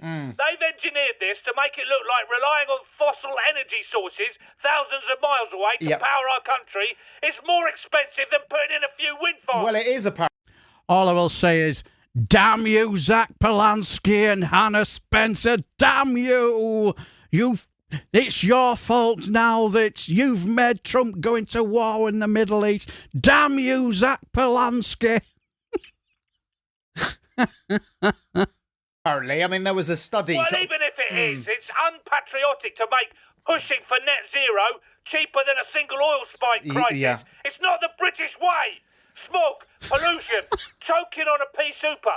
That's all part of the good old days. Yeah. Ed Miliband, he's a traitor. Ed Miliband. Ed Miliband's behind all this, Colin, is he? Oh, yes. Oh, yes. He's played the West like a puppet. Right. And as soon as Badenoch and Farage realised what was going on, they completely changed their minds. That bombing a country without clear objectives was a good idea. Oh, well, Ed Miliband couldn't even eat a bacon sandwich properly. I don't think he can mastermind a massive global crisis, Colin. I'm telling you, mate, when the wokes rule the world, we'll trace it all back to this moment where we were tricked into having expensive petrol. They should be locked up. Anyway, mate, thanks for having me on. Love to the family. Love to the family, Colin. Love to the family. They went to Dubai to avoid paying VAT on school fees, and now they live in a war zone. It's disgusting. Yeah. Yes, that was the love of Poundland Penny's other half, Colin from Portsmouth. Pea supers put hairs on your chin, on your knuckles. Exactly, Counter Kev. Exactly. That's a good idea. Someone needs to try over here. Oh yeah, best kebab I've ever had was in Florence. See, these are the stories you get, folks. Yes. 1 minute we're talking about putting the world to rights, and next we're talking about the best kebab you've ever had. They used a fajita wrap instead of pita bread, and they added freshly cooked French fries as standard. It was so good, I literally finished it and queued again. Now that's what I call dedication. Right. In fact, did you know that Kenny Everett was the voice of Charlie? Was he? All right. It was also revolting Thatcherite. Oh, Jesus Christ. Exactly, Mickey. How are you, my friend? Bloody sectarian plumbers. Disgraceful. Wind turbines, the enemy within. Let's go nuclear. Exactly. Yes. That's like indiscriminate sex addict. Yes. That's a... Yeah. Someone's try that over here. Yeah, because like I never thought about trying it with fajita. I'm really lucky. I live near the best kebab joint in town. I'm having a chicken dinner tonight. Chicken. I can't put into words how the chips make the difference ever since I've got my local to start doing it for me. Hasn't caught on yet, though. Well, if it was a Thatcherite, then so was Billy Connolly, and they were the best of friends. Oh, dear. A new photo of Mandelson and Nonce Andrew together in white bathrobes, DVD to follow. Oh, no. Oh, no. What a comedic legend was Kenny Everett. I have to say, he always used to make me laugh. I'm trying to think. The one sketch always had me in hysterics where he took the piss out of Rod Stewart when he's singing to me, "If you want my body and you think I'm sexy," and all of a sudden He's cut his backside were getting bigger and bigger and bigger till it was the size of a fucking car. Also, he was so full of hair, he started disappearing up into the clouds trying to sing, you know, as his backside was just filled with helium. He was just so funny. And I'm trying to think of that character he used to do with them very long legs that were round here. Sid Snot, yes.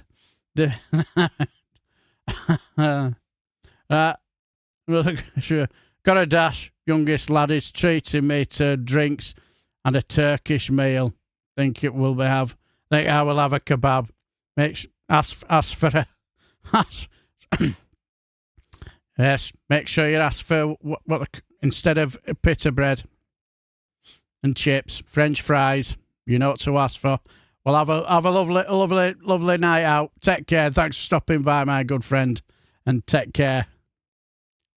Kenny blamed it on Michael Winner for pushing him onto the Tory party to the conference. Oh dear. Spider-Man in the toilet. Yes. He's there trying to find the zip to have a piddle and he can't. And they see him going with his leg.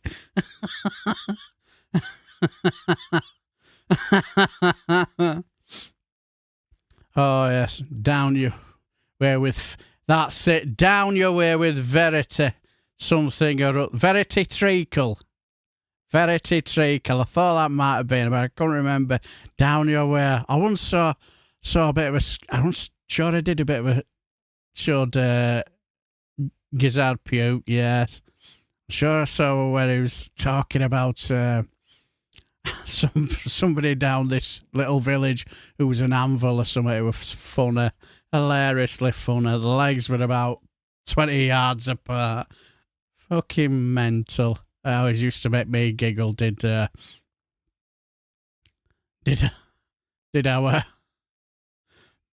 Kenny Everett.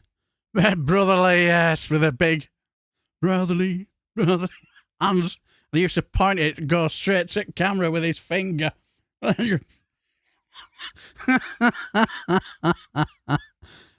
Hello, Gordon, how are you? Oh, don't worry about it, Gordon, not a problem. It's not essential viewing, but good to see you. So I've read something that the Beatles introduced him to his first boyfriend. I remember I used could have been Radio 2 or Radio 4. I think it'd have been Radio 4. And I will listen to a bit of an interesting conversation where they were talking about Kenny Everett. I think it's our anniversary of his death as well. And they talked about his wife. And she said it was clearly obvious he was gay because it's not long after we were married and we moved in the house. He spent most of his time drooling over the painter and decorator. So I thought, yeah, this marriage is doomed to failure. Oh, yes. Ranviv, funny. But yes, can you imagine you are, let's just say, you were on a very, very serious political show. And you know, it's, you're on the Times radio. What is it you do not do? You know, do you swear live or do you fart? No, this is even more serious. Clearly, you could say scandal on Times Radio when this was with Jane Garvey and F.I. Glover on Times Radio. Scandal. I don't think they will ever recover from this disgraceful behaviour. Vassos returns with the sport too, and after 3:30 we talk books for... That is so Yes. If you are going to get a tissue, turn your fucking mic off. Even I'm more of a professional than these two. Even I have the good grace to turn my mic off when I'm doing a bit of a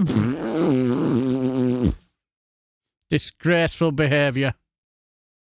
With the time. Ladies and gentlemen, I'm very, very sorry. Back away from your radio now, but not too far so you can't hear the latest news headlines with Stuart Willey. So sorry, Stuart.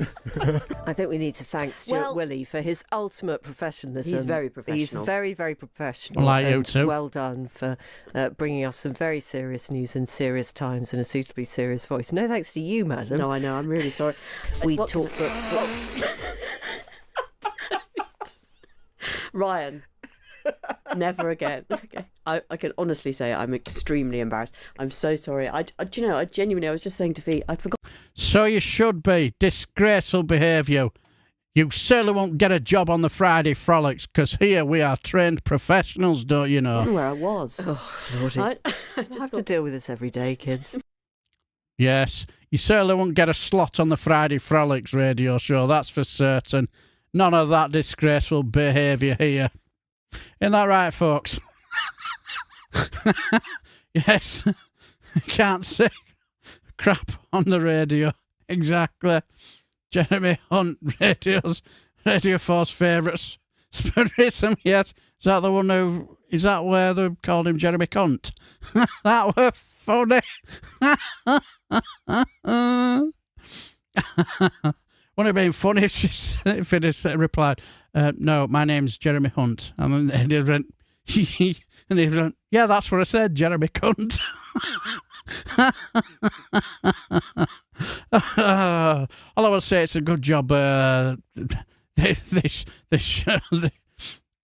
that I'm not on AdSense or anything like that, because something tells me I won't be getting any money for this live stream, so it doesn't really matter. I don't anyway. But yes, I hate how some of my digital radio start radio sounds whenever you rescan them. Yes.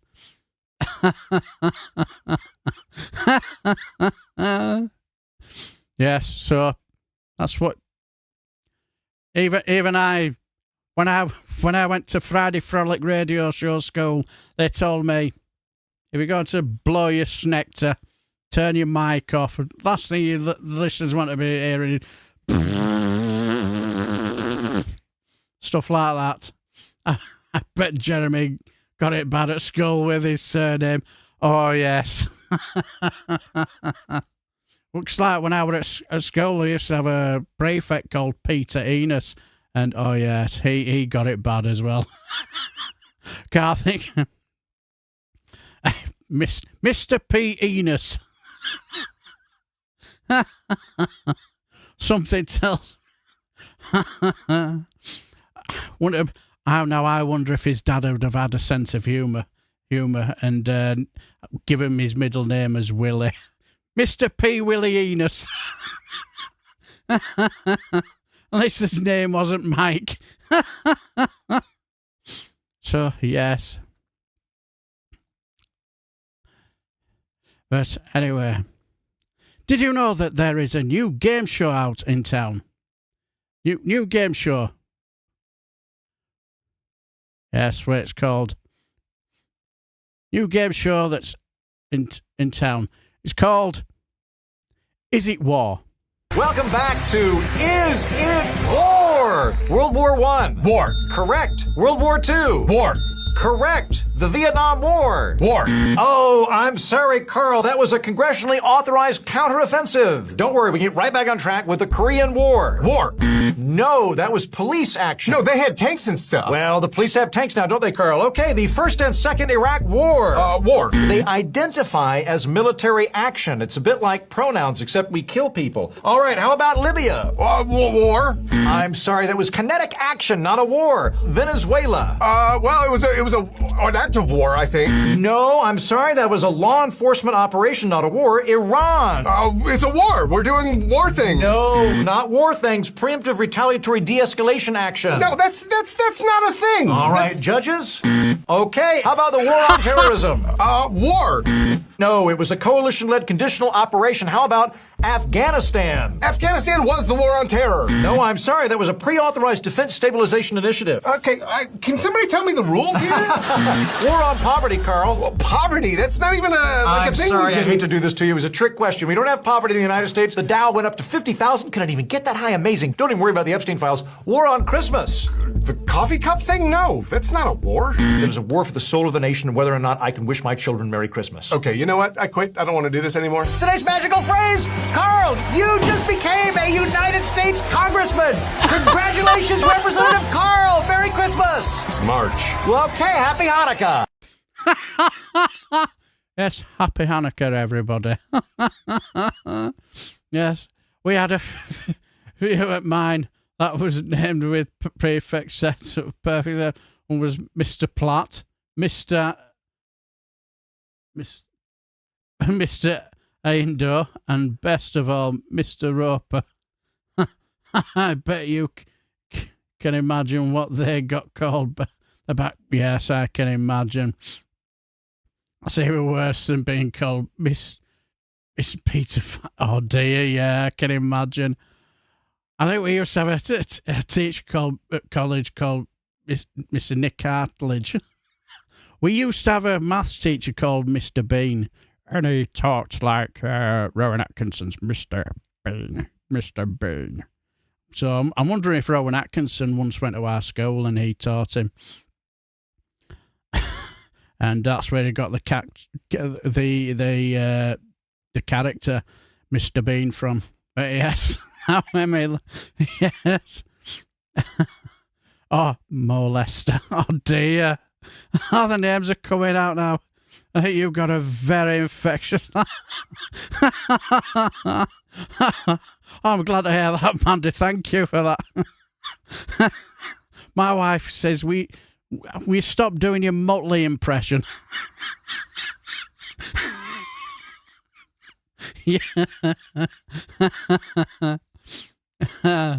Killing the Pronouns initiative by JD Trans. Exactly. But yes. Yes. Hope you enjoyed the show. But now, heading to the serious stuff now. As we've got a world exclusive. We have our American correspondent waiting in the wings to give us. Welcome back to Is It War? Yeah. World War I. War. Correct. You shut the fuck up. Told you it was all going too smoothly. But yes, we have an exclusive. Yes, we have our American correspondent who's got us an interview with the most powerful man in the world. Yes, we have our Maggie Reid. Maggie, can you fill us in on your interview with our Cankles McTaco tits? Donald, question over here. What is going on with your war in Iran? Oh, this was just an excursion into something that had to be done. Just an excursion? What is your plan? Various things, but in particular, and doing all of these things, as you know, in my opinion, many other things, so by a lot, I would say that we probably unbelievable, and other things. Well, in my opinion, based on what a lot of smart people, they said, what other things are doing. So we're doing this, and we're protecting the world. I just don't know enough about it, and very successfully, I might add. So we're winning very decisively, so much peace, but we're in a very good position, and everything else. Holy shit. Donald, question over here. Holy shit, what indeed. is going on? Holy shit, indeed. Exactly, Tommy Lee Cadden. Friend of the channel, Maggie Reid. Totally agree. Friend of the channel. But yes. But let's just say that and when it came to the war, I think we all know I think we do all know who's the mastermind behind the war in Iran. Certainly not our Donald, is it? As he proves here. Okay, let's go.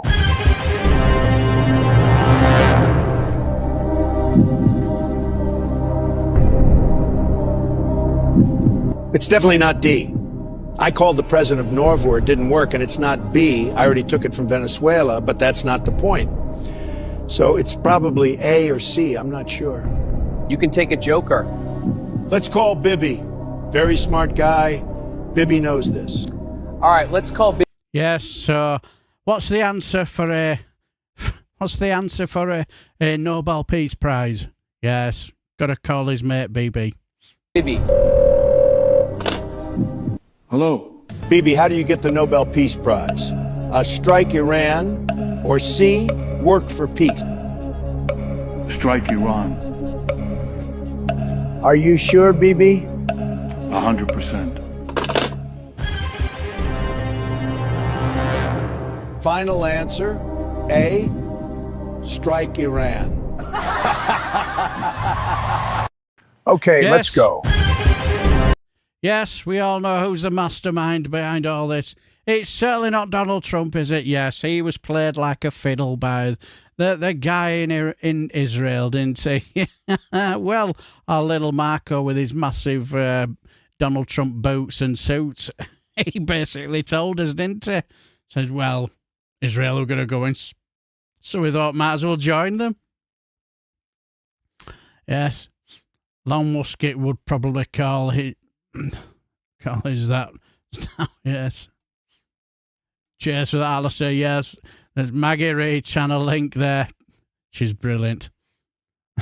No sofa was hurt during the making of that. Exactly, Sir Larry. My punk band name was Pete Defile. It aged like milk. I can imagine it will have done. I can well imagine it will have done. But, right. But also,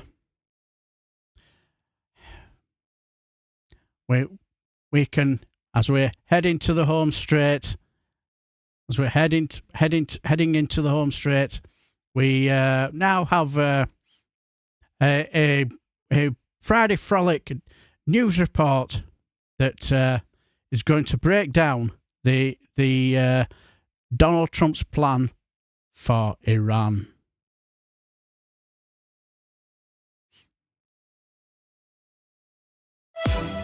No, it was up to the elbow, like all the way up. What? Welcome back to Broken News. Still to come, anti-Semite or Islamophobe. Why you're one or the other, or both, but we are not going to tell you why. First, time to check in with goings-on across the pond in the latest edition of State of the States.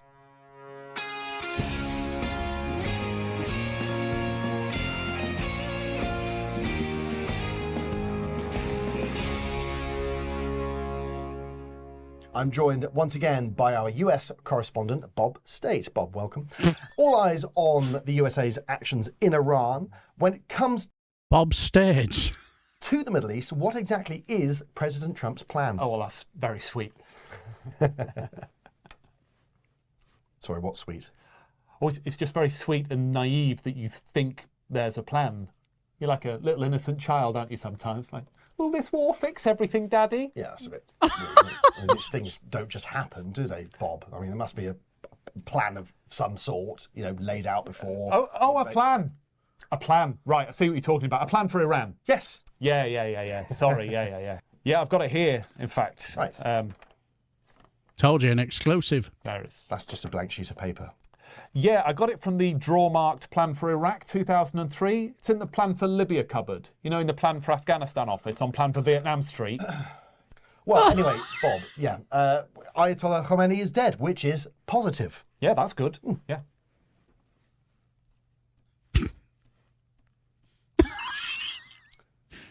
No one mourns the wicked.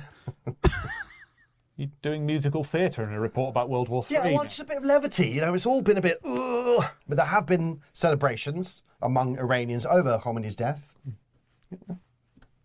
Do you hear the people sing? No, stop that. Sorry. Stop it. What I'm saying is that this is a good thing. Do you agree this is a good thing? This is a solid reason, for a war. You know, it is possible to be happy about the death of a religious tyrant. Yes. Yes, that's, you could tell. I love the way they're doing it, yes.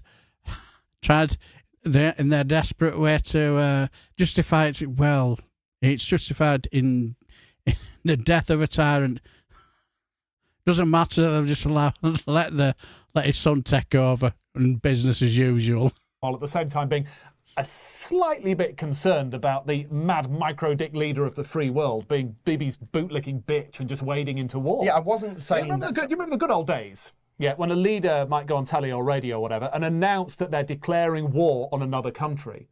God forbid have some sort of democratic vote about it in Congress or Parliament or wherever. Speaking of Parliament, criticism of Sir Keir Starmer by President Trump this week, who said, "It's clear I'm not dealing with Winston Churchill." Yeah. Speaking of that, we have an exclusive interview. Yeah, he's not Winston Churchill, and well, you're certainly not Franklin D. Roosevelt, mate. Well, exactly. He's more like Gino Di Campo. More with all the shouting and the bullying and the... What are you doing? Don't. But is that criticism of Starmer, which has been echoed by Kemi Badenoch and Reform, is that fair? Right. The Tories and the frog-faced Führer fantasist Farage are constantly rubbing their nationalist nubbin over sovereignty. And then our leader makes an actual sovereign decision not to join in with a spot of illegal warmongering, and they don't like it. Make it make sense, Ed. I can't. Yeah, they wank on endlessly about Tony Blair following Bush into Iraq. But when Starmer actually stands up to Trump, he's weak, is he? What, because he decided not to do some illegal bombing? Sorry, did you say bumming? That's not illegal. Bumming is not illegal. Well, it has been in Iran. I mean, that's one of the reasons we're glad Khomeini's dead. Yeah, totally. Illegal bombing? Yeah. Just time for one more thing before we go, Bob. Surely this war will be over relatively quickly with the sort of military technology at President Trump's disposal. Let's see what he said here about it. We have beautiful missiles like the world has never seen. The best missiles. And these missiles, you fire them and you fire them at a target and they hit the target and they explode. Amazing technology. Yeah, so very different technology to the sort of, benign missiles that you might put on display in your nan's house next to the commemorative plates or something? Yes, Bob. Yeah. Well, we'll have to leave it there, unfortunately, and we are out of time once again to talk about Donald Trump's long-standing and comprehensive involvement with the child sex trafficker Jeffrey Epstein. What a shock. What a lovely story. That's all from Broken News. You're up to date. Yes, what a lovely story. Yes, what a lovely story. Yes. Yes, so the plan is, a blank piece of paper by the looks of it. Somebody mentioned Roger the cabin boy. Whoopee! So yesterday's been coffee and Kia. What a hoot. No worries, SG. We'll be soon be heading off to you as well soon. Thanks for people in the chat. Best place to start the weekend, without a doubt, in a mad world where you're a best bunch of mad peeps. Oh, thank you. I'll take that as a compliment. Thank you very much. We'll love to see a crossover with them and Jonathan Pye. Yes, that would be funny. Yes, them doing their yeah, that'll be genius, actually. That'll be very, very funny. But anyway, as we'll soon be nearly finishing, we have a Friday Frolic treat. Yes.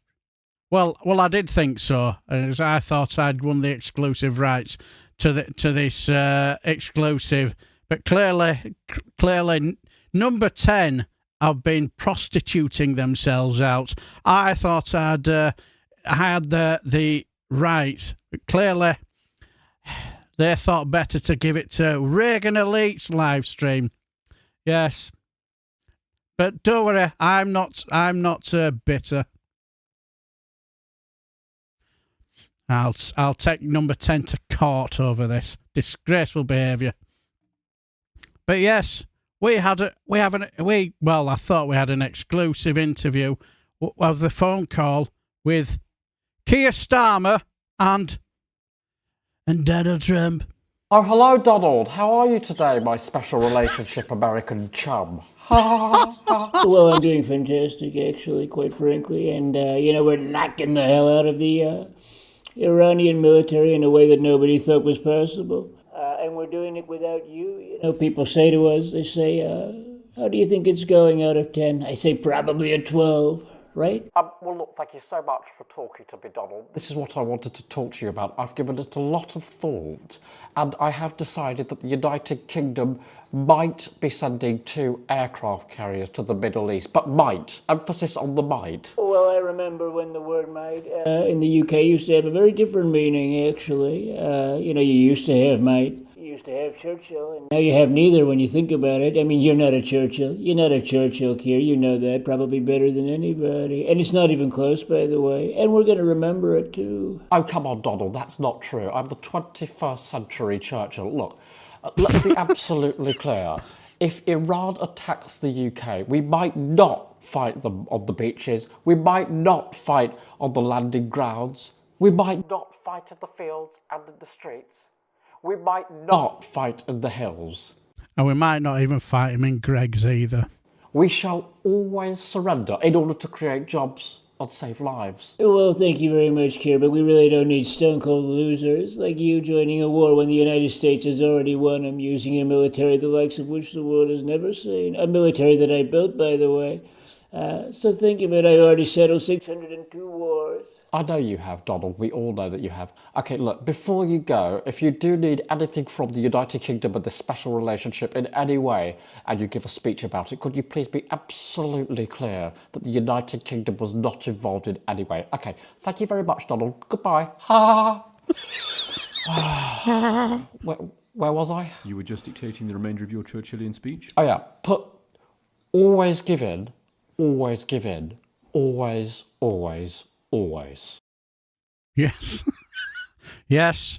That was, supposed to have been a Friday Frolic exclusive, but clearly number 10 have been prostituting themselves about, and either that or Reagan Elite paid more money for it. Disgraceful behaviour. I'll be having words with Keir Starmer and number 10. Not a happy bunny.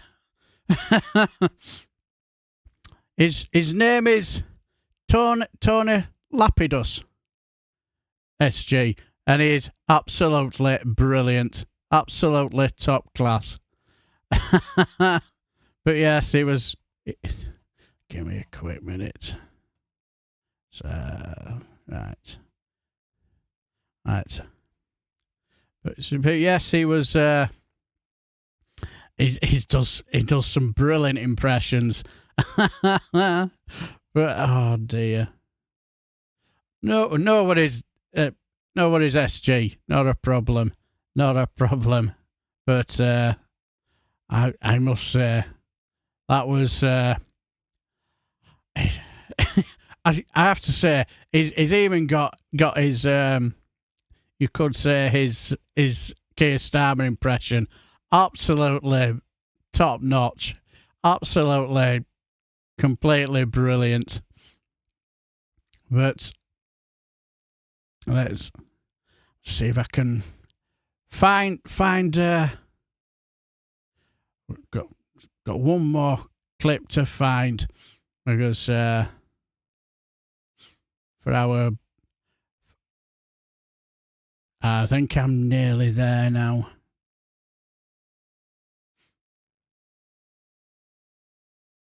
I'm sure it's not far from here now.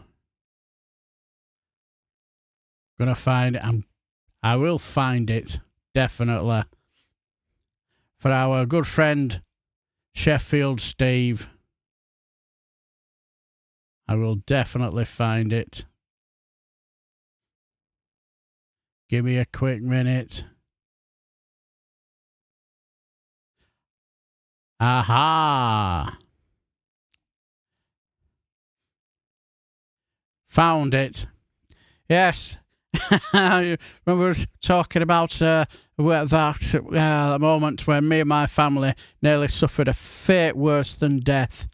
When we were brutally, our family were brutally attacked by a reform leaflet in our house, and we nearly had to fumigate the whole house as well. We even had to bring in a demonologist in, a priest to cleanse the house, and as well as having a service in the back garden after we'd burnt the leaflet to protect us all. We even had to have pentagram tattooed on his bodies, just to make sure that we don't become possessed and become reform supporters, just to be on the safe side as well. Well, our dear friend Sheffield Steve asked us, can you please play that wonderful clip of that fantastic woman from Sheffield, where she gives that. To be honest, I feel sorry for the guy who's doing the canvassing, but it's your own bloody fault. If you're going to do it for reform, you deserve everything you get.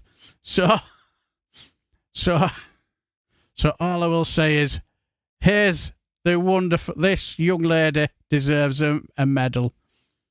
Yeah, you could be right there, Tony. I might have to move house as well.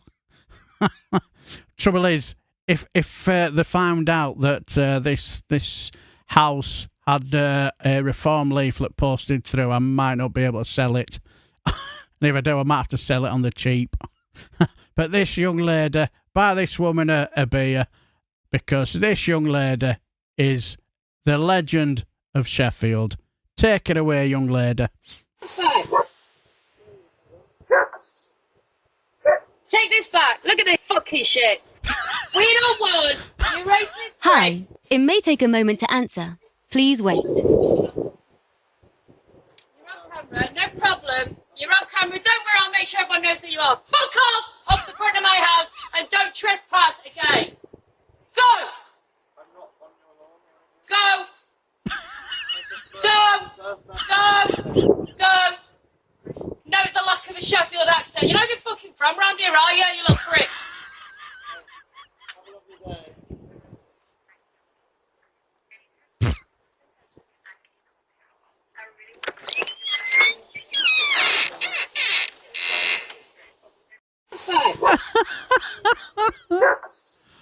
Absolute legend she is. Now that is International Women's Day in the what an excuse. Even when he says, have a nice day, she won't have a bat of it. I was waiting for the fuck off when he said, have a nice day. Exactly, Sir Larry, hero of the month. Not that I'm around here.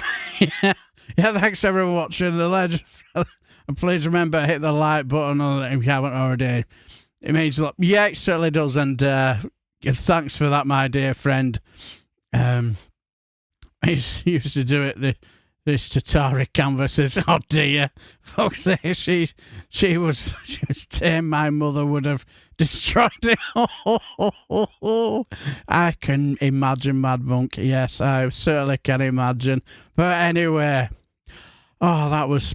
Thanks for making my Friday absolutely top draw again. Oh, exactly. Pride of Sheffield, that lass. Yes, I think they should give that young lady the keys to the city. Oh, yeah. But anyway, all I will say is thank you for stopping by, my friends. Thanks for making this Friday Frolic as brilliant as it has been for me, and hopefully it's been just as brilliant for you. So I will just wave you out, and I will just say thanks for stopping by. Have a lovely weekend, and if you can't be good, at least be good at it. Take care, my friends.